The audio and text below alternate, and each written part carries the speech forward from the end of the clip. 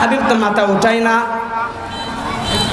তখন আল্লাহ বলবে জিব্রাইল তুমি গিয়ে জিজ্ঞেস করো আমার বন্ধু কি চাই, তুমি গিয়ে জিজ্ঞেস করো আমার বন্ধুর কি প্রয়োজন।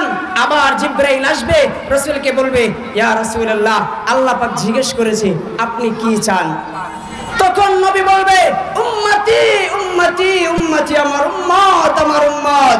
জিব্রাইল আমার উম্মত বুঝে না, ওরা না বুঝে গুনাহ করে ফেলছে, আমার উম্মত তো ওরা বুঝে নাই। জিব্রাইল আবার যাবে মাওলা পাকের কাছে, আল্লাহ তোমার উম্মত তো সিজদারত অবস্থায়, কারে বলে উম্মতি উম্মতি, তার উম্মত নাকি বুঝে নাই, না বুঝে তার উম্মত গুনাহ করে ফেলছে। এবার আল্লাহ জিব্রাইলকে বলবেন জিব্রাইল তুমি আমার বন্ধুকে গিয়ে বলো আমার বন্ধু মাথা উঠিয়ে তার যে সমস্ত উম্মত রয়েছে তাদের ব্যাপারে সুপারিশের ফয়সালা করে তাদের জন্য মাফের ফয়সালা করে নিতে। মুহতারাম হাজিরিন, বিষয়টা খেয়াল করেন, আপনার আমার নবীর মান মর্যাদা কত বেশি, এবং নবী সারাটা জীবন উম্মতের জন্য কাটিয়ে দিলেন। ইঙ্গিতে আরেকটা ঘটনা মনে পড়ে গেল, এখন কি বলবো। মুহতারাম হাজিরিন, আল্লাহ পাক রব্বুল আলামিন সমস্ত নবী রাসূলকেই একটা স্পেশাল দোয়া দিয়েছেন, যে দোয়াটা করে যে দোয়াই করবে আল্লাহ পাক নবীদের সেই দোয়াই কবুল করবে। কিন্তু সমস্ত নবী রাসূল তাদের এই দোয়া করে ফেলেছে, কিন্তু আপনার আমার নবী উম্মতকে কি পরিমাণ ভালোবাসেন, কি পরিমাণ মহব্বত করেন, হিকমত কাটিয়ে ওই দোয়াটা রেখে দিয়েছে। কাল হাসরের ময়দানে যখন তার উম্মত বিপদে পড়বে তখন ওই দোয়া করে আল্লাহ পাকের কাছে উম্মতের জন্য মাফের ফয়সালা করে নেবে। মুহতারাম হাজিরিন, আজ খুব দুঃখ লাগে, খুব কষ্ট লাগে, আপনার আমার জানের থেকে প্রাণের থেকে বেশি সম্মানিত মানুষ, যাকে আমরা আমাদের প্রাণের থেকে বেশি মহব্বত করি, ভালোবাসি, আমাদের সেই নবীকে নিয়ে কটাক্ষ করা হয়, নবীর ইজ্জতের উপর আঘাত করা হয়, নবীর শানে গুস্তাখি করা হয়, অথচ সেই নবীর উম্মত তেমন কোনো প্রতিবাদ করতে পারে না।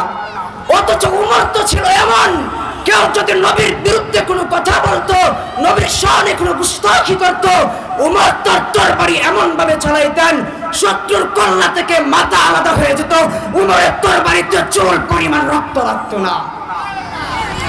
মুহতারাম হাজিরিন, তাই পরিশেষে একটা কথাই বলতে চাই, অতীতে কি করেছি না করেছি তা দেখার সময় নাই, তার বাবার কোনো প্রয়োজন নেই।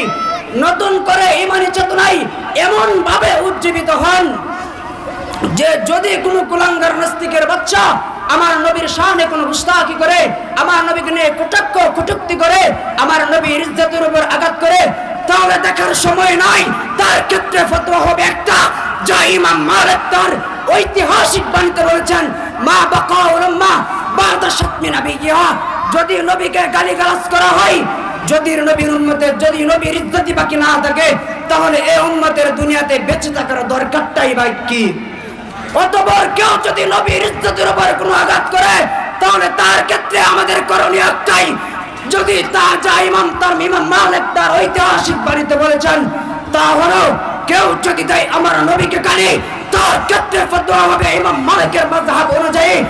আর ইমাম মালিক বলেন নবীকে গালি দিলে কিসের ফতোয়া, বেটা রাত্রের ফতোয়া, তার ক্ষেত্রে সর্বোত্তম ফতোয়া হলো তাকে হত্যা করার উন্মুক্ত বাণী। মুহতারাম হাজিরিন, আল্লাহ পাক রব্বুল আলামিন সকলকে আমাদের নবীর ইজ্জত রক্ষা করার তৌফিক দান করেন। ওয়া আখিরু দাওয়ান আনিল হামদুলিল্লাহি রাব্বিল আলামিন।